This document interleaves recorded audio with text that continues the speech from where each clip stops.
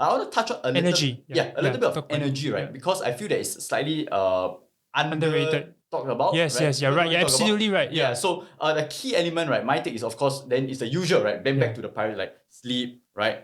Nutrition and stuff. But just one tip that I think that could be talked about more often, right? Which is the fact that people think that, right, the time to take breaks, right, is only at the end of the workday or it's during lunchtime, right? Or before you sleep.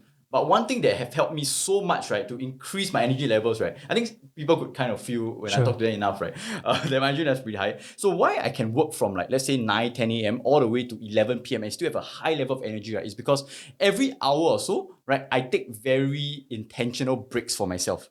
Right. So what happened is a lot of people when they take breaks, right, they're using social media. Recently I was talking yesterday, someone said, "Oh, I read articles and books, right, take a break." But what happened is it still stimulates the brain. Correct. So what I do is I do this thing called box breathing. Some of you might have heard it before, right? I do it very intentionally, and I do 2 quick things, right? Number 1, right, I acknowledge myself. So I think the talk about element of energy is not just physical energy, but I think mental energy to make yourself feel good. Right, so I acknowledge myself for what I've done. It feels a bit weird when starting out, right? But it helps you feel good about yourself from a nervous system perspective, right? And then number 2, right, I start setting my intention for the next task, and that's what we call clarity, right? Not in terms of clarity, my life goals and direction, but even about what is the next thing I'm going to do for the next hour.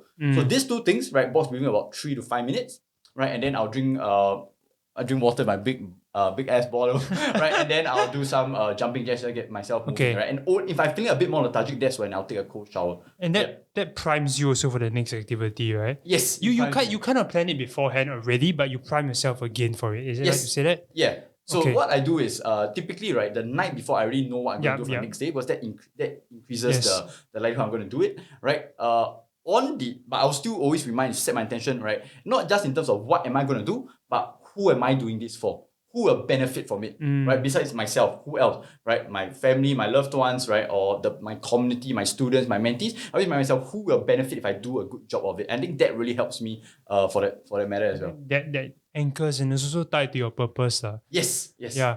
That's great tips. Really great tips for people because I think even for myself, right? I've never scheduled intentional breaks, not even in a week. Don't talk about a day. Wow. Right? It's not even in a week, and I'm actually starting to feel it already. I'm honestly starting to feel it already. Like my energy levels dip, and sometimes you just feel like this morning I just woke up, I just feel like wow, cannot. Yeah. But somehow that passion takes over. Yeah. But I still think it's important to, like you said, manage your energy, and something I'm looking into.